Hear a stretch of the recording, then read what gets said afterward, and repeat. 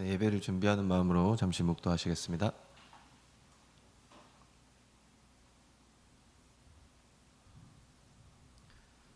할렐루야, 아멘.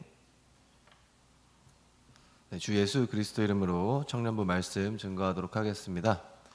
네, 오늘은 보시다시피 바울의 3차 전도 여행이라는 주제로 말씀을 좀 함께 은혜 나누고자 합니다.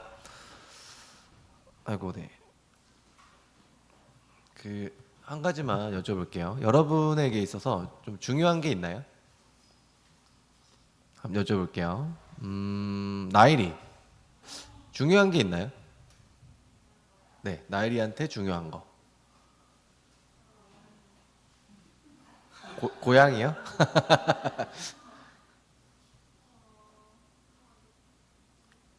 가족이요? 그러면 그쵸. 네, 이렇게 하면 이렇게 나올 수도 있겠군요. 그러면은 질문을 바꿀게요. 중요한 일. 네, 중요한 일이 있을까요?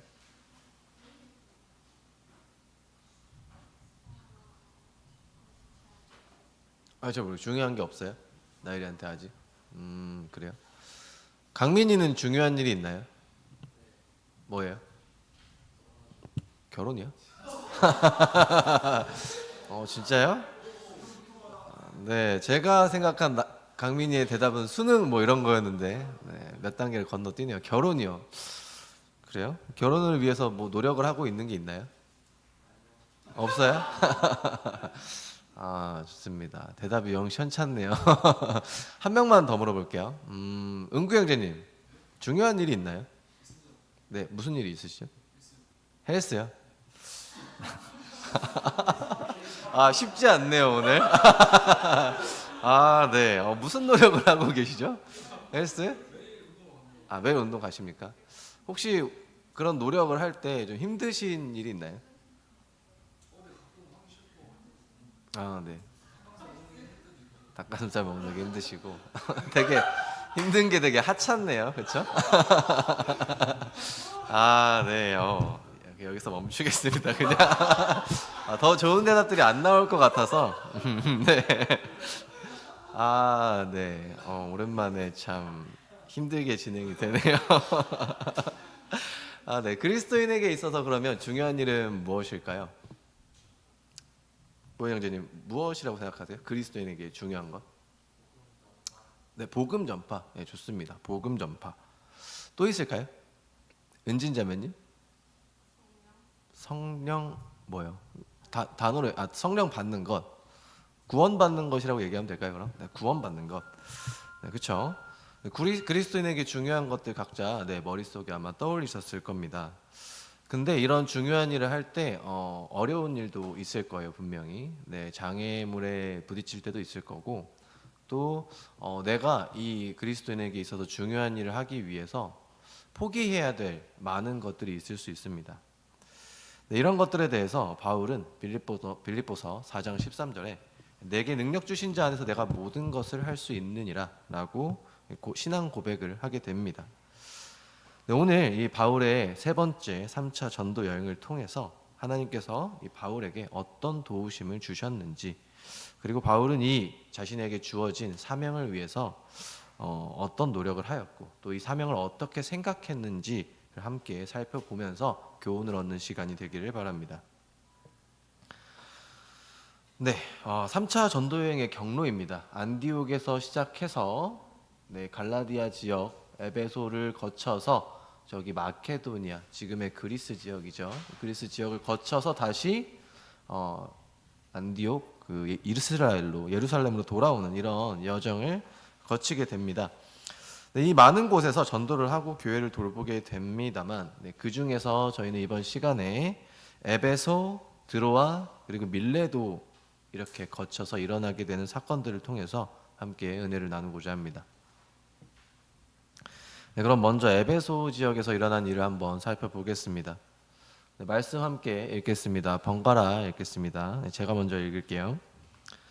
1절 아볼로가 고린도에 있을 때 바울이 윗지방으로 다녀 에베소에 와서 어떤 제자들을 만나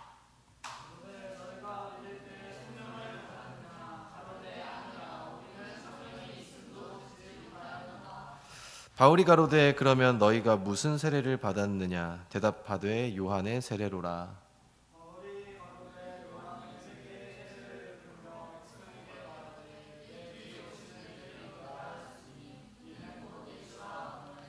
저희가 듣고 주 예수의 이름으로 세례를 받으니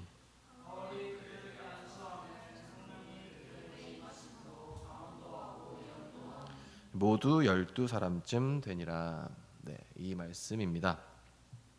네, 바울은 일단 먼저 에베소에서 예수의 세례를 베풉니다. 예수님의 이름으로 세례를 베풀게 되는데요. 네, 바울의 3차 전도 여행은 사도행전 18장 23절에서 시작을 하게 됩니다. 그런데 갑자기 뜬금없이 24절에서 이 아볼로라는 인물이 등장하게 돼요. 알렉산드리아에서 난 아볼로라 하는 유대인이라고 하면서 이 아볼로에 대한 설명을 시작하게 됩니다.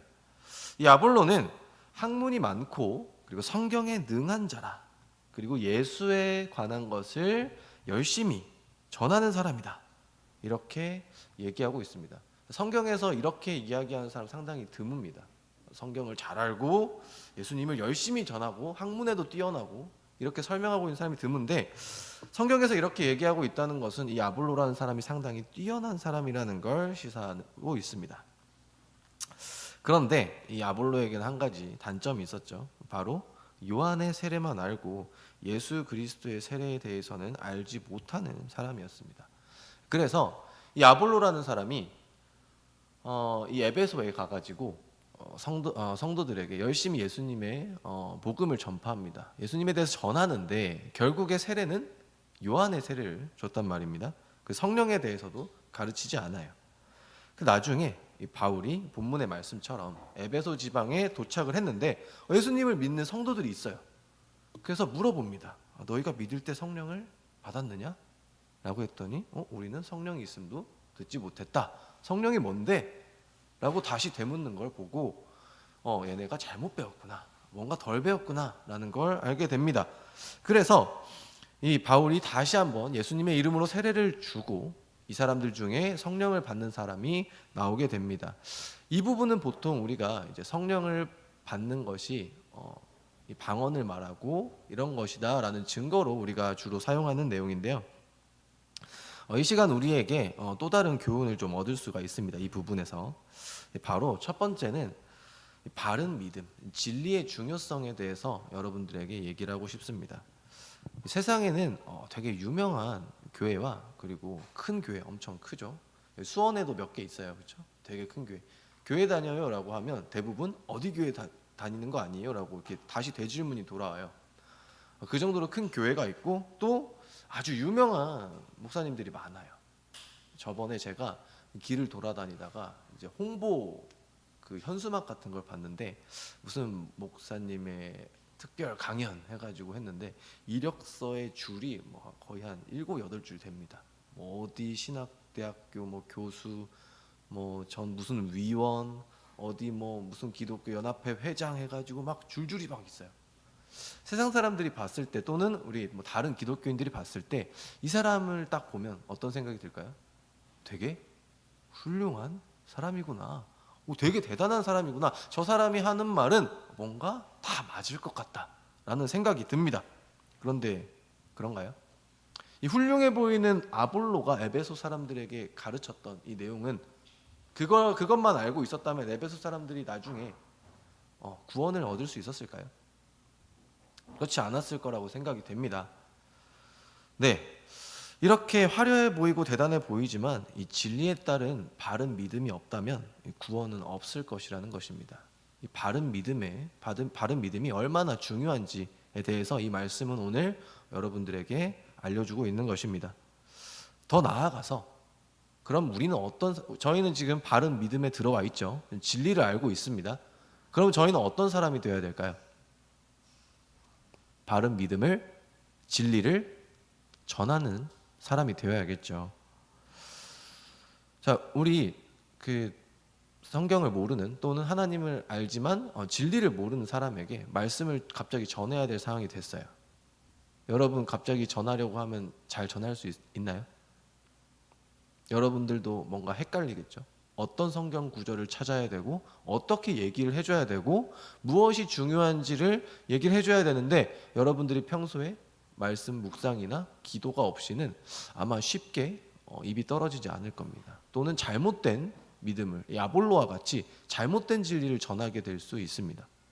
네, 그렇기 때문에 저희는 이 성경 묵상과 그리고 기도, 예배 참여를 통해서 이 진리에 대해서 제대로 알고 그 진리를 제대로 알릴 수 있는 사람이 되어야 하겠습니다. 네, 그 다음은 에베소에서 두란노 서원에서의 사건이 있습니다. 함께 말씀 읽겠습니다. 이것도 번갈아 가면서 읽을게요. 바울이 회당에 들어가 석 달 동안을 담대히 하나님 나라에 대하여 강론하며 권면하되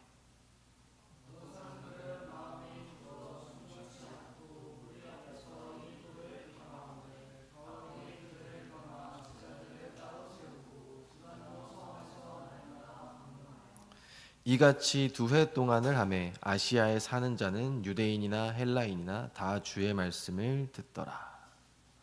네, 두란노 서원에 대한 내용인데요. 이 에베소에서 바울은 예수님의 말씀을 전하게 됩니다. 그런데 나와 있듯이 9절에 나와 있듯이 이 마음이 굳은 사람들이 바울이 전하는 진리의 말씀을 비방하게 됩니다. 이 마음이 굳은 사람이다, 마음이 굳다라는 표현은 어떤 뜻을 가지고 있냐면요, 전해진 말씀을 받아들이지 않는 마음, 하나님 말씀이 뿌리 내리지 못하도록 마음을 완악하게 하는 행위, 자기 마음이에요, 자기 마음. 그러니까 이게 무슨 말이냐면 하나님 말씀을 들었어요. 그리고 하나님 말씀이 옳다는 걸 알아요.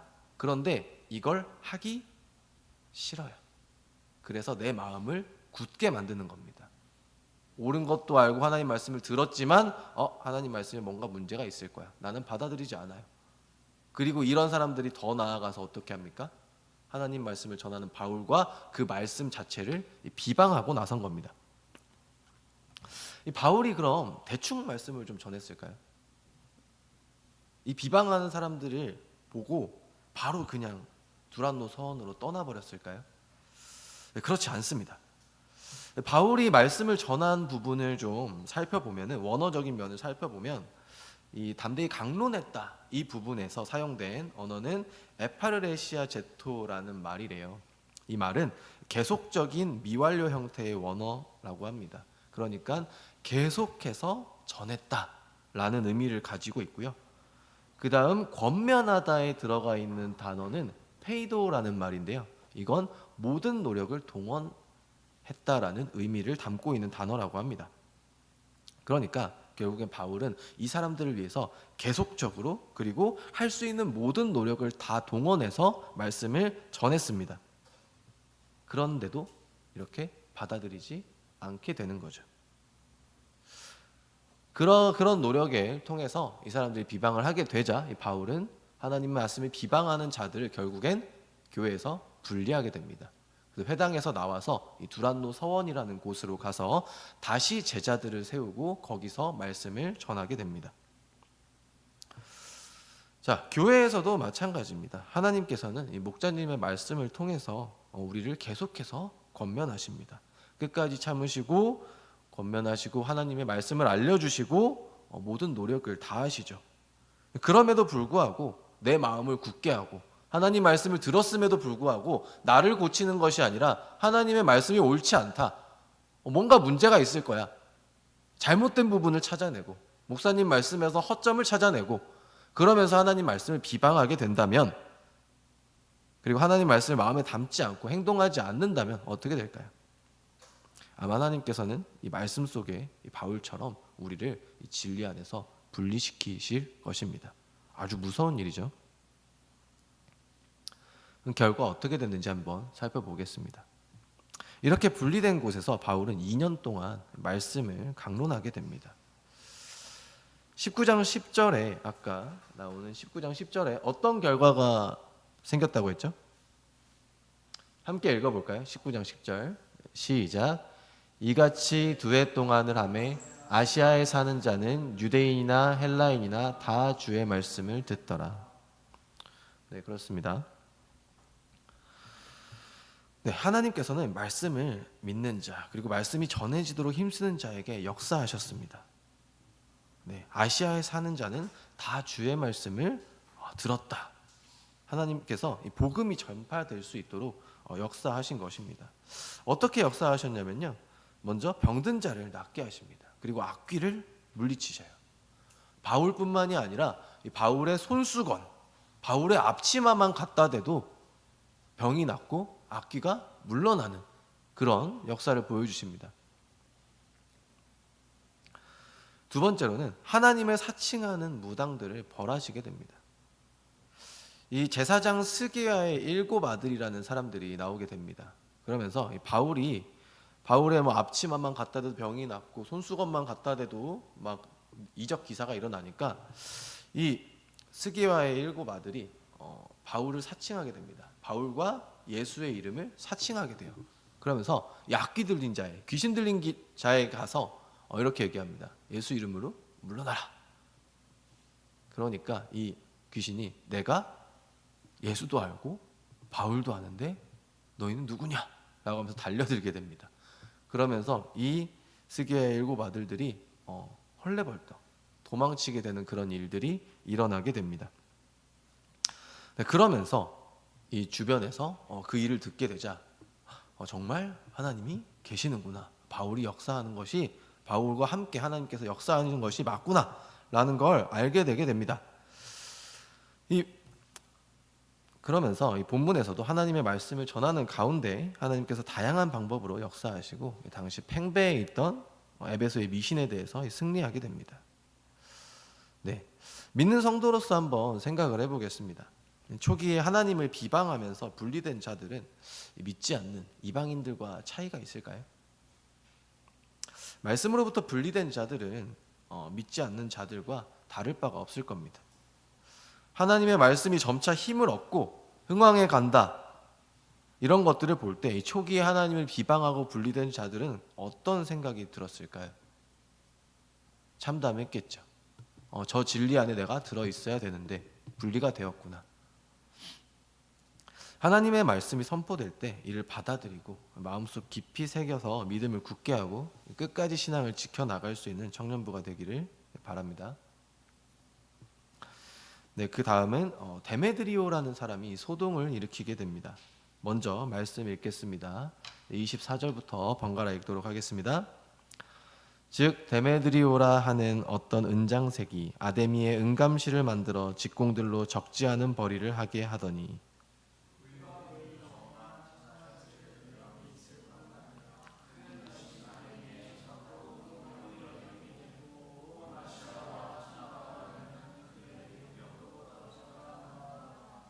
저희가 이 말을 듣고 분이 가득하여 외쳐 가로되 크다 에베소 사람의 아데미여 하니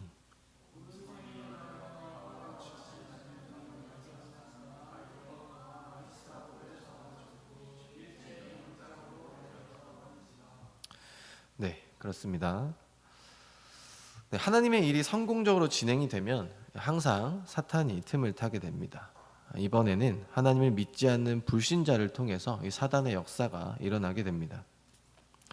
당시 에베소는 아데미 여신, 아르테미스 여신의 신전이 있는 도시였다고 해요. 그리고 이 신전에서 끝나는 게 아니라 신전에 찾아오는 사람들을 통해서 이 관광업, 예를 들면 숙박업이나 뭐 요식업 또는 유흥, 이런 것들이 발달한 그런 큰 도시였다고 합니다. 즉 이 아데미 여신은 이 에베소 사람들에게 있어서 생업이 걸려 있는 아주 중요한 요소였습니다. 즉 하나님의 말씀이 힘을 얻는 것은 결국엔 이 아르테미스 여신, 아데미 여신이 힘을 잃는 일이라고 생각이 되었을 것입니다. 이 데메드리오라는 은 장식품을 만드는 사람이 그래서 이 에베소 시민들을 선동하게 됩니다.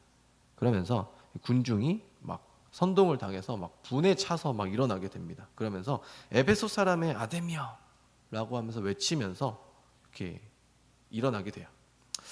지금 생각하는 촛불 시위를 생각하시면 안 됩니다. 그런 평화적인 온건한 그런 시위가 아니라 28절을 보면 분이 가득하여 외쳐 이렇게 서술하고 있고요. 29절에 보면 온 성이 요란하여 라고 하면서 이 폭력적인 시위와 함께 이 가이오와 아리스다고라는 바울의 동역자들을 끌고 갑니다. 잡아가지고 그냥 가버려요. 상당히 급박한 상황이고 이 극단적인 사건도 벌어질 수 있는 위험한 단계였음을 알 수 있습니다. 이걸 어떻게 알 수 있냐면요, 바울이 나서려고 해요.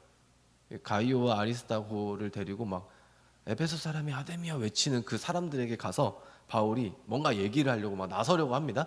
근데 주변에서 막 뜯어 말려요. 지금 나가면 안 됩니다 하면서. 큰일 날 것 같으니까 막 바울을 뜯어 말려요. 그리고 또 있어요. 이 알렉산더라는 유대인이 뭔가 변명을 하려고 해요. 생각해 보세요. 예수님을 전하는 사람이 누구죠? 유대인이에요. 바울이잖아요. 그렇죠? 유대인입니다. 근데 예수님을 믿지 않는 유대인들도 있죠. 근데 지금 바울 때문에 난리가 났어요. 지금 이 전 상황이 뭐냐면요, 하나님 말씀이 힘을 얻고 막 스게야의 7 아들이 그 귀신 들린 자로부터 막 도망가게 되면서 이 믿는 사람들과 막 이런 에베소 사람들이 막 마술을 행하는 그런 미신에 관련된 책을 막 불태워요. 막 내버리면서 막 하나님을 믿기 시작한단 말이에요. 하나님 말씀이 흥황했다 이렇게 서술하고 있어요. 지금 막 이제 종교적으로 뭔가 퍼지고 있단 말이에요.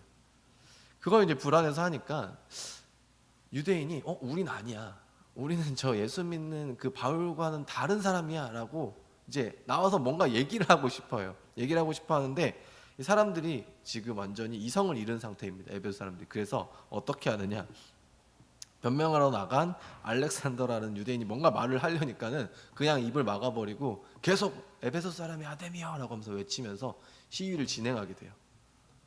지금 상당히 급박한 그런 지금 상황이었던 것입니다. 근데 이 사건이 어떻게 마무리가 되냐면요, 이 말씀에서는 에베소에 서기장이 갑자기 등장하게 됩니다. 뜬금없이 서기장이 등장해요. 서기장이라고 하면 당시 에베소 의회에서 뽑힌 에베소를 대표하는 사람이었고 가장 최고의 권위자입니다. 갑자기 이 사람이 나와가지고 군중들을 논리적으로 설득하기 시작해요. 잡혀간 가이오와 아리스다고가 신전의 물건을 훔치지도 않았고 니들을 뭔가 회방하지도 않았는데 왜 이걸 잡아서 벌하려고 하니? 이렇게 갑자기 막 논리적으로 설득하기 시작해요. 네.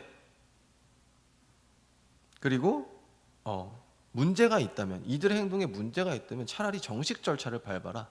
너네 나중에 의회에 와가지고 얘네를 고발하면 되지, 지금 뭐 하는 짓이냐, 다 물러나라 라고 이렇게 얘기하면서 갑자기 성난 군중을 이렇게 슉 흩어버립니다. 그래서 갑자기 분노에 차있던 이런 시위가 갑자기 그냥 해산되어 버려요. 무리가.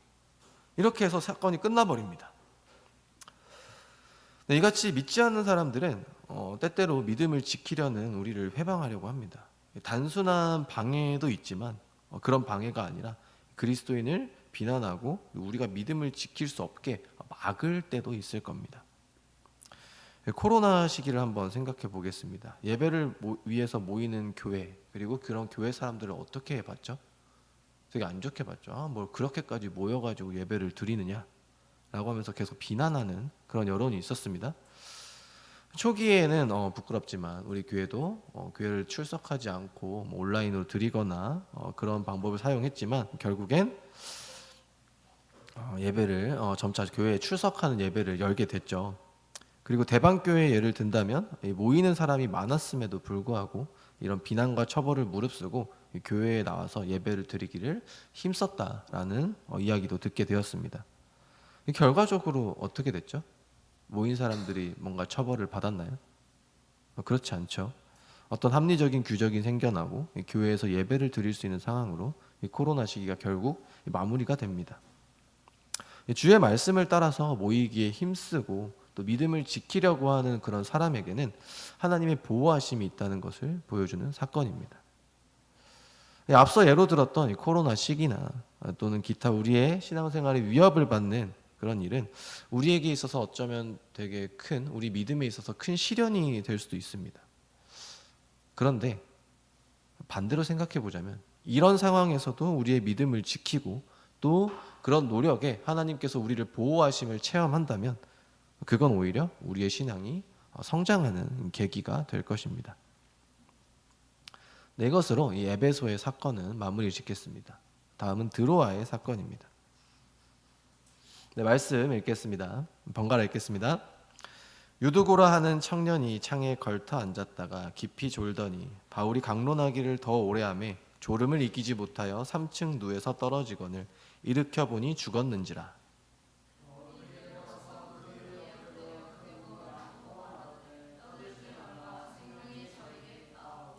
올라가 떡을 떼어 먹고 오랫동안 곧 날이 새기까지 이야기하고 떠나니라.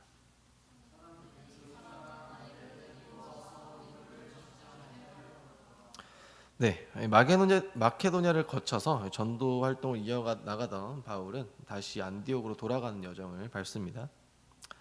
자, 그러면서 이 과정에서 말씀을 듣다가 졸던 유두고라는 청년이 3층에서 떨어져서 죽는 사건이 발생합니다. 이 사건은 우리에게 무엇을 얘기하고자 할까요? 졸면 죽는다라고 말씀하시는 걸까요? 은규 형제님 어떠신가요? 불안하진 않으신가요? 네, 저도 처음에 이런 이야기를 들으면서 예배 시간에 졸지 말란 소린가? 제가 고등학교 때 엄청 졸았거든요. 졸면 안 되는데 어쩔 수도 없고 어떡하지? 막 이런 생각도 하고 저희 어머니도 막 이 얘기하면서 너 큰일 날라고 그런다고 막 이렇게 얘기를 하신 적이 있습니다. 물론 네, 그렇죠. 물론 말씀을 들을 때 졸면 안 되겠죠. 말씀을 들을 때 정말 진지한 마음으로 받아들여야 되는 건 맞지만 이 말씀은 졸면 죽음에 당하는 뭐 그런 벌을 받는다라는 이야기보다는 다른 것을 시사하고 있습니다. 사실 그 정도의 잘못이라면 아마 바울의 책망이 이 사도행전을 통해서 나와 있을 겁니다. 유두고라는 청년을 살리고 나서 이 청년을 아주 혼을 냈다거나 말씀을 진지하게 받아들여라 이렇게 하는 책망하는 내용이 나왔겠지만 오히려 12절에서 사람들은 살아난 아이를 데리고 와서 위로를 받았다고 이렇게 서술하고 있습니다. 사실 바울은 이제 먼 길을 떠나게 됩니다. 나중에 나오면 알겠지만 바울은 이제 이 사람들을 더 이상 보지 못할 것이라고 생각을 하고 다시 돌아가는 길에 이 사람들을 만나면서 가는 거예요. 이 바울이 돌보던 교회 사람들은 어떤 마음이었을까요? 교회를 세우고 지금까지 돌봐주고 계속해서 힘을 줬던 지도자 바울이 앞으로는 못 올 수도 있다. 영영이 헤어질 수도 있다라는 생각을 한다면 아쉬운 마음도 들었을 거고 앞으로 우리 어떡하지? 우리의 믿음은 어떡하나? 앞으로 우리 신앙생활은 어떻게 해야 되나? 그런 두려운 마음도 들었을 겁니다. 하지만 하나님은 이 사건을 통해서 여전히 하나님이 이 드로아에 있는 신도들과 함께하고 있다. 함께하심을 이야기하고 있는 것입니다. 바울이 없더라도 하나님께서는 드로아 교회 사람들을 돌보실 것임을 보여주셨고 그리고 이 성도들은 이러한 상황에 있어서 위로를 받게 되는 것입니다. 네, 그러한 사건이 있었고요. 네, 다음은 이 밀레도에서 있었던 사건입니다. 네, 바울의 고별 설교라고 제가 부제를 붙였는데요. 네, 함께 읽어보겠습니다. 바울이 고별 설교를 하게 되면서 어떤 얘기를 하고 싶었는지 세 가지 간단하게 얘기를 나누도록 하겠습니다. 사도행전 20장 네, 같이 읽겠습니다. 네, 번갈아 읽겠습니다. 오매 저희에게 말하되 아시아에 들어온 첫날부터 지금까지 내가 항상 너희 가운데서 어떻게 행한 것을 너희도 아는 바니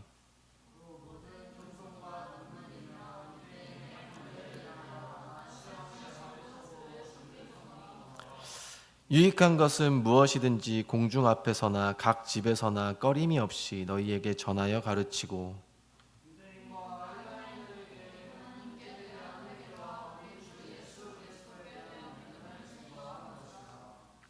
네, 바울은 자신이 에베소에서 사역한 3년을 회고하면서 이 고별 설교를 시작하고 있습니다. 우리가 이 고별 설교 부분에서 눈여겨보아야 될 부분은 바로 겸손과 눈물이라는 부분입니다.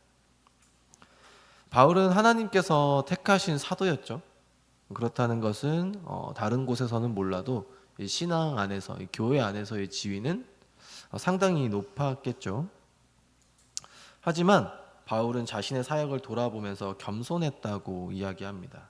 말씀을 가르치고 성도들을 이끌어 나갈 때 어떤 사도의 지위를 이용해서 이 사람들을 강압적으로 이끈 것이 아니라 겸손함으로 이들을 이끌었다는 것을 본인의 입으로 이야기하고 있는 것입니다.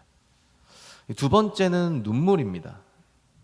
이 눈물은 하나님께서 함께 하셨다고는 하지만 이 그리스도인에 대한 유대인들의 핍박이 적지 않았을 것입니다. 앞서 보았듯이 에베소 성의 사람들은 폭력을 동반한 시위를 통해서 이 그리스도인들을 핍박하기도 했죠. 자, 이들이 이러한 아주 위험하고 어려운 상황에서 신앙을 지킬 수 있도록 바울은 눈물로써 기도하고 구했을 것입니다. 또한 사랑으로 에베소 교회의 성도들을 대했을 것입니다. 바울의 고별설교의 첫 번째는 현재 교사를 맡고 있는 또는 맡게 될 성도님들을 향한 메시지가 될 것 같습니다. 하나님께서는 여러분을 지금 이 자리에 교사분들 많죠. 여러분을 교사로 택하셨죠. 바울을 사도로서 택하신 것처럼 여러분을 교사로 택하셨습니다. 그리고 아동부와 학생부를 바른 신앙을 가진 사람으로 키우도록 사명을 내려주셨습니다. 그리고 현재 학생부 여러분들은 나중에 성장해서 여러분 밑에 있는 아동부들이 학생부가 되었을 때 지금 교사분들이 여러분을 위해서 가르쳐 주시는 것처럼 같이 함께 사명을 품고 이 아이들을 다시 올바른 신앙인으로 자랄 수 있도록 가르치겠죠. 네, 교사분들께서는 이 교사라는 지위를 이용해서 학생들을 억압하지는 않으시죠? 그렇죠? 겸손함으로 학생들이 이끌어주고 계시다고 믿고 있습니다. 그리고 교사분들께서 맡고 있는 학생들은 하나님께서 여러분에게 맡겨주신 양과 같습니다. 예수님께서는 갈릴리에서 베드로에게 나를 사랑하느냐라고 물으시면서 내 양을 치라라고 명령하셨습니다. 바울 사도는 예수님께서 사랑하시는 성도들을 눈물과 사랑으로써 돌봤던 것입니다. 네, 매일 영성관리 통해서 말씀과 기도 생활 하시고 계신 걸로 알고 있습니다. 기도 속에서 가르치는 학생들을 향한 이 기도의 시간이 더욱 많아지기를 바랍니다. 네, 다음은 자신보다 사명을 중요하게 여겼다는 것입니다. 네, 말씀 번갈아 읽겠습니다. 보라, 이제 나는 심령의 매임을 받아 예루살렘으로 가는데 저기서 무슨 일을 만날는지 알지 못하노라.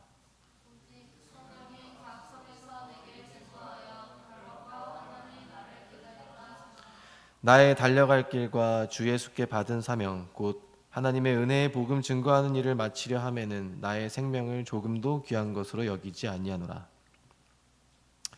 22절과 23절을 읽으면 알 수 있듯이 하나님께서는 바울에게 앞으로 일어날 일을 계속해서 보이셨던 것 같습니다. 그리고 25절에는 설교를 듣는 사람들을 다시는 보지 못할 것이라 이야기하는 것을 보면 알 수 있듯이 바울 역시 자신의 최후까지 어느 정도 알고 있었던 것으로 보여집니다. 그리고 21장으로 넘어가게 되면 이 예루살렘으로 향해서 가는 이 바울과 계속해서 성도들이 만납니다. 근데 그 성도들이 계속해서 가면 안 좋은 일이 생길 거라고 계속 예언을 합니다. 그러면서 인간적인 마음으로 바울이 예루살렘에 들어가는 것을 계속해서 만류합니다. 계속 말려요. 그런데 바울은 멈추지 않았습니다. 바울은 성령의 매임을 받아 예루살렘으로 간다고 이야기합니다. 여기서 성령의 매임을 받았다는 것은 성령에 막 이끌려가지고 강제로 나는 가기 싫은데 하나님께서 가라고 하니까 막 억지로 끌려가는 그런 것이 아니라 하나님께서 보여주시는 사명을 이루기 위해 바울 자신이 스스로 가는 것을 의미합니다. 바울이 어떻게 이러한 행동이 가능했을까요? 그건 자신의 이익, 더 나아가서는 자신의 생명이나 어떤 안위 이런 것보다 이 구원의 말씀을 전하고자 하는 자신이 하나님으로 맡은 이 사명이 더욱 중요하게 여겨졌기 때문일 것입니다. 빌립보서 1장 20절에 바울은 이렇게 이야기를 하고 있습니다. 나의 간절한 기대와 소망을 따라 아무 일에든지 부끄럽지 아니하고 오직 전과 같이 이제도 온전히 담대하여 살든지 죽든지 내 몸에서 그리스도가 존귀되게 하려 하나니. 우리는 정말 중요한 일이 있다면 어떻게 행동합니까? 제가 처음에 여쭤봤죠. 중요한 일, 무슨 일 있냐고요. 중요한 일 정말 있어요. 해야 돼요. 그럼 어떻게 하죠? 내가 다른 것들을 어떻게 합니까? 취소하고 내려놓죠. 내가 좀 손해를 봐요. 근데 나한테 너무 중요한 게 있어요. 어떻게 하죠? 손해? 보죠. 그렇죠? 그걸 무릅씁니다. 그리고 중요한 일을 해내죠. 네, 이 시간 말씀을 통해서 우리에게 가장 중요한 것이 하나님이 되기를 원합니다. 그리고 하나님을 위해서 일할 때 핍박과 환난이 예상된다 하더라도 나아갈 수 있는 그런 성도가 되기를 원합니다. 그런 성도가 되기를 구하는 기도를 할 수 있는 그런 청년부가 되기를 원합니다. 네, 다음입니다. 말씀 시간 관계상 제가 읽겠습니다. 내가 떠난 후에 흉악한 이리가 너희에게 들어와서 그 양떼를 아끼지 아니하며 또한 너희 중에서도 제자들을 끌어 자기를 쫓게 하려고 어그러진 말을 하는 사람들이 일어날 줄을 내가 아노니 그러므로 너희가 일깨어 내가 3년이나 밤낮 쉬지 않고 눈물로 각 사람을 훈계하던 것을 기억하라. 네, 마지막으로 바울은 잘못된 믿음에 대해서 경계하고 있습니다. 당시 사도교회 시대에는 다양한 잘못된 믿음을 전하는 사람들이 많았습니다. 심지어 30절 말씀에 보면은 너희 중에서도 라는 이런 표현이 나와 있습니다. 이런 부분을 보면 알 수 있듯이 이미 교회, 사도교회 내에서도 이런 잘못된 믿음을 따르고 있는 그런 사람들이 좀 생겨나고 있다라는 것을 저희가 알 수 있습니다. 어떤 것이었을까요? 대표적으로 율법주의와 영지주의입니다. 율법주의는 믿음만으로 구원받기에는 부족하다. 율법을 철저히 지키는 행위로서 구원을 받는 거다. 믿음으로 어떻게 구원을 받냐라고 이야기합니다. 물론 우리 교회에서 뭐 세례 받아야 되고 성령 받아야 되고 뭐 주님 안에서 믿음 지키는 그런 행위를 해야 된다라고 얘기하지만 그것과는 전혀 다른 것이죠. 믿음으로 받는 세례로서 죄사함을 받고 이 성령 받기를 구해서 얻은 성령으로 인치심 받고 받은 성령을 통해서 매일 주님과 가까워진 삶을 통해서 이 구원을 얻는 것은 그렇게 해야 된다라는 거에 이런 믿음 행위가 아니라 율법적인 행동으로 구원 얻는다라는 말과는 전혀 다른 내용이죠. 율법주의는 그런 율법적인 행위를 의미합니다.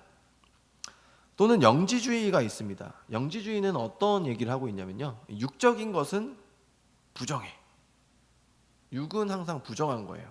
이게 어디까지 이제 확장이 되냐면 생각이 오직 영적인 것만 좋은 거야. 육적인 건 별로야. 이게 어디로 확장이 되냐면 결과적으로 하나님께서 육신을 입어서 예수님으로 오셔가지고 십자가에 달려 돌아가심으로써 너희를 구원해 주었다라는 것 자체를 부정하게 됩니다. 왜요? 신은 위대한데 어떻게 육으로 올 수 있냐는 거예요. 그러면서 이 구원관, 이 그리스도인의 예수님을 믿는 사람들의 구원관 자체를 그냥 갑자기 부정해버려요. 근데 이때 당시엔 되게 일리 있는 것으로 보여졌나 봐요. 상당히 매력적으로 다가왔나 봐요. 하지만 진리와는 어떻죠? 완전히 거리가 멀죠. 이런 걸 가지고는 절대 구원을 얻을 수 없을 겁니다. 이건 옛날만의 일일까요? 요즘은 어떨까요? 요즘은 다원주의라는 게 있죠. 다원주의가 뭐죠? 너도 맞고 나도 맞고 저기 있는 저 사람도 맞고 다 맞다. 이게 종교로 가면 어떻게 되죠? 모든 신은 옳다가 되죠. 선한 삶을 살기 위해서 그런 방법으로 종교를 믿는 건데 그럼 종교는 모두가 옳은 거지. 종교는 자유가 필요하지 라고 얘기합니다. 그렇죠? 이거 맞는 말인가요? 좀 괜찮아 보이죠. 이렇게 얘기하는 사람 보면 좀 뭔가 있어 보이죠. 포용적으로 보이고 괜찮아 보여요. 그리고 주변에 이렇게 말하는 사람도 많아요. 오히려 기독교인들 중에서도 이렇게 말하는 사람도 있습니다. 그래 뭐 불교 믿을 수 있지. 불교 좋아. 뭐 다른 뭐 진리 역시 마찬가지죠. 뭐 여러 가지 종파가 있지만 그래 뭐 그렇게 구원을 얻을 수도 있는 거지라고 얘기합니다. 그런 사람들이 있어요. 어떻죠? 하나님께서는 나 외에 다른 신을 내게 있게 하지 말라라고 얘기하셨죠. 하나님은 철저하게 다른 신을 인정하지 않으십니다. 그리고 아까 보셨듯이 진리를 통한 바른 믿음이 없이는 구원을 얻을 수 없습니다. 또 어떤 게 있죠? 진화론 같은 게 있죠. 우리가 초등학교부터 고등학교까지 교육을 받습니다. 과학 시간에 뭘 기초로 배우죠? 진화론을 기초로 그냥 배우죠. 이렇게 한 12년을 교육을 받으면 마치 진화론이 뭔가 진리인 것처럼 느껴져요. 진화론처럼 얘기를 안 하면 뭔가 좀 허황되고 이상하고 너무 종교에 심취해 있는 거 아닌가? 라는 생각이 듭니다. 근데 진화론 역시 확실하게 규정하고 있는 것은 아무것도 없어요. 뭔가 기원에 대해서. 기원을 얘기할 때는 우연으로 얘기합니다. 항상. 그리고 눈에 보이는 것들을 통해서 과거를 유추하는 것이지만, 그렇죠? 이거는 하나님의 무한한 능력과 섭리 자체를 부정하고 있는 것입니다. 바울은 이러한 모습으로 사도교회가 변질될 것을 경계하고 또 주의를 주고 있는 것입니다. 우리 역시 이러한 생각들을 경계하고 하나님의 말씀으로 단단하게 무장해야 할 것입니다. 네, 오늘은 바울의 3차 전도 여행을 통해서 하나님께서 역사하심과 그리고 바울 사도가 자신의 사명을 지키기 위해서 달려감을 배웠습니다. 학생부 여러분께 여러분의 사명이 무엇이냐 묻는다면 아마 얘기하기 쉽지 않을 겁니다. 저 역시 사명이 무엇이냐라고 하면 지금도 항상 고민이 되는 부분이고 뭔가 확실하게 이렇게 얘기할 수 없을지도 모릅니다. 하지만 항상 우리는 내게 주신 사명이 무엇인지 알 수 있도록 구해야 합니다. 그리고 그러한 청년부가 되기를 주님의 이름으로 축원합니다. 네, 말씀 마치겠습니다. 네, 성령으로 기도하시겠습니다. 들으신 말씀 생각하시면서 성령으로 기도하시겠습니다.